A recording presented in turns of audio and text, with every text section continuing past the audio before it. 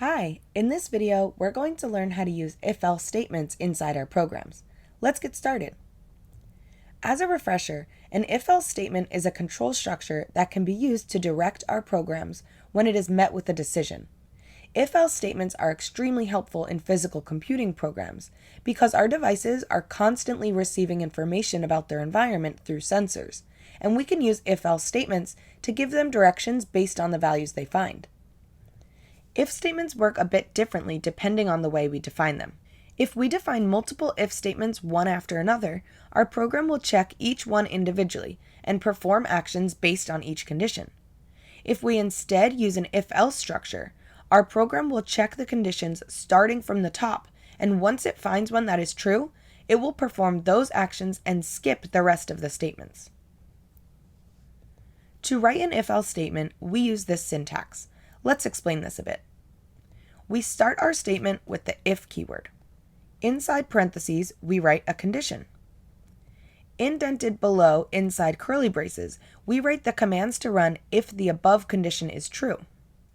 Any additional conditions we have can be written inside else if statements. This means that this condition will only be checked if the above condition evaluates to false. We can add as many conditions as we want this way. Our final statement in an if-else statement is an else block, where no condition is named. This is because this block will only run if all the above conditions have evaluated to false.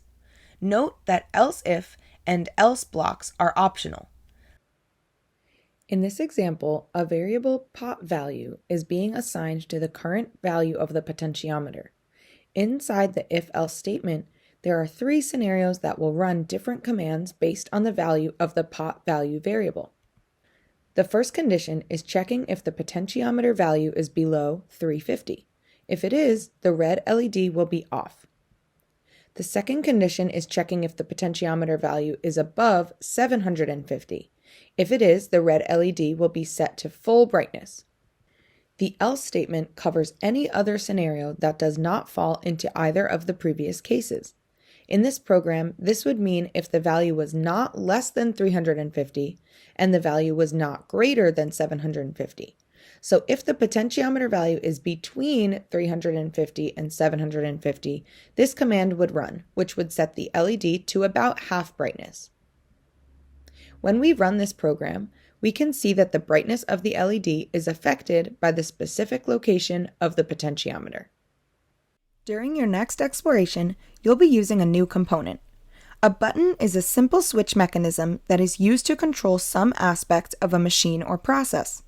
Though there are many types of buttons, they all look generally the same. There are 4 connection points on a button, and they can be added to your circuit in either direction.